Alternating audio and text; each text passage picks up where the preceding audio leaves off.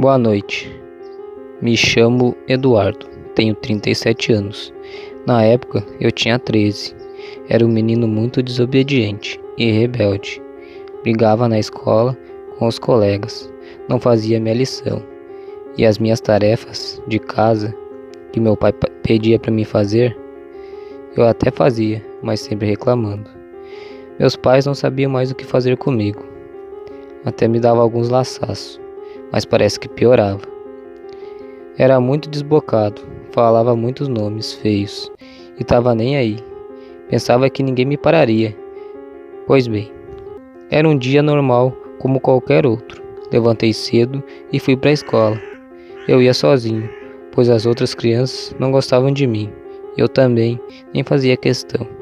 No caminho até lá, passávamos por um pequeno cemitério e um pouco à frente tinha uma encruzilhada. E ali tinha várias velas acesas, com algumas bandejas grandes também. Passei correndo e comecei a chutar tudo ali. Apaguei as velas e quebrei todas as bandejas e atirei dentro do cemitério. E assim peguei meu rumo até a escola. Lá a manhã passou muito rápido e logo já estava pegando meu caminho de volta para casa, quando dei de cara com aquelas velas e aquelas bandejas novamente. Naquele mesmo lugar na encruzilhada. Fiquei meio pensativo, mas como não tinha medo de nada, fui e fiz. Chutei, quebrei as velas e atirei aquelas bandejas dentro do cemitério novamente, e saí dando gargalhadas. Nas tardes, gostava de sair para as matas caçar de estilingue. Atravessava uma mata e um campo aberto e chegava na casa da minha avó. E nesse trajeto até lá, sempre conseguia matar algo e levava junto. Atirava para os gatos da minha avó porque gostava de ver eles brigarem para ver quem comeria primeiro. Bem, vou falar um pouco da minha avó. Ela é uma senhora muito religiosa, vivia me avisando sobre meus maus comportamentos. Apesar de tudo, ela é uma das poucas pessoas que eu escutava, na verdade a única pessoa que eu dava ouvidos. Porque apesar de eu ser assim, ela nunca foi ruim comigo e era muito carinhosa e dizia que vivia orando por mim todos os dias, para que eu não precisasse passar por nada de ruim, para depois mudar minhas atitudes. Eu já falava: minha avó, eu não tenho medo de nada, mas a senhora está orando por mim, eu vou aceitar suas orações. Que bom, meu neto, fico muito feliz de ouvir isso de você. E fique esperto, essa semana que entra é a Semana Santa, a Quaresma. Você não entende. Você não ande por essas matas até tarde e procure não andar sozinho. Não entendi muito o que ela quis falar, mas fiz sinal de positivo com a cabeça e peguei meu rumo da casa. A semana da Quaresma chegou. E nessas alturas já nem lembrava mais dos conselhos da minha avó. Na segunda já briguei com alguns colegas, xinguei a professora, matei alguns passarinhos. Estava impossível. Os dias seguintes foram normais, eu fazendo minhas artes e nada acontecia comigo.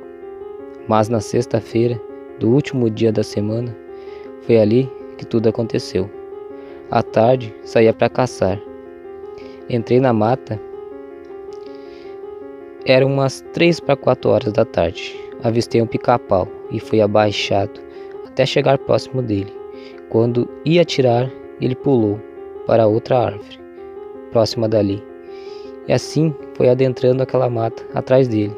E quando me dei conta, já estava perdido. Nesse exato momento, algo me deu um leve empurrão pelas costas. Me virei rápido e percebi um vulto muito escuro se escondendo atrás das árvores. Na hora, me deu um medo, algo que era difícil eu sentir.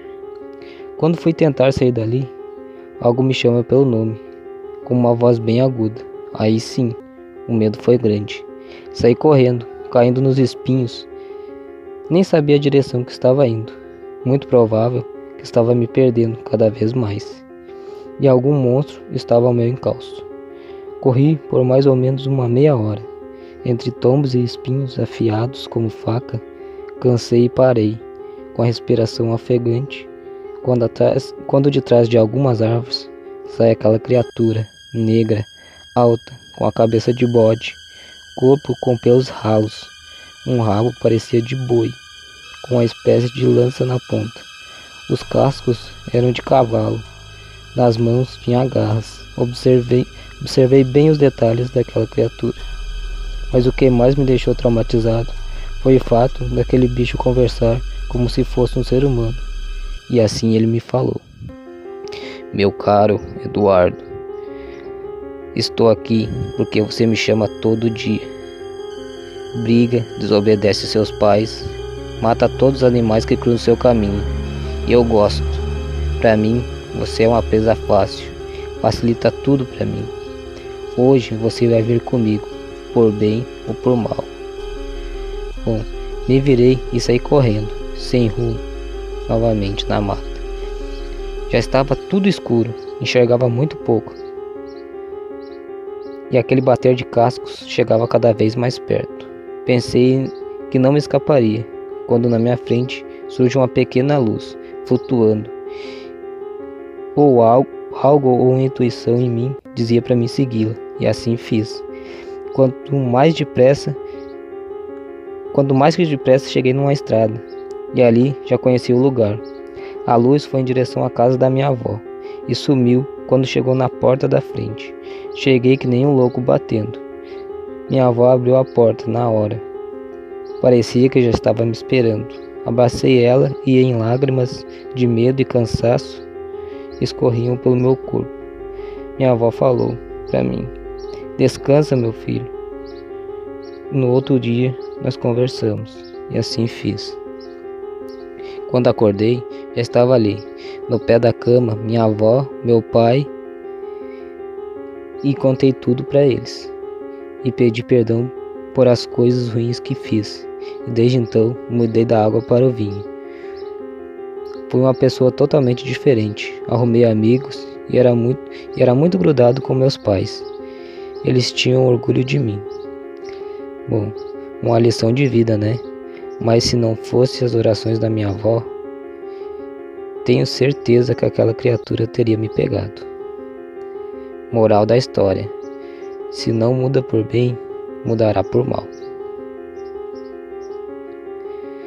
Bom, galera, esse é mais um relato do canal Matilha Lupina, nos enviado pelo nosso amigo Eduardo. Se você tiver um relato como esse, mande para nós que estaremos contando aqui no canal. E não se esqueça de se inscrever, deixar seu like e ativar o sininho. Boa noite, Matilha, e até breve.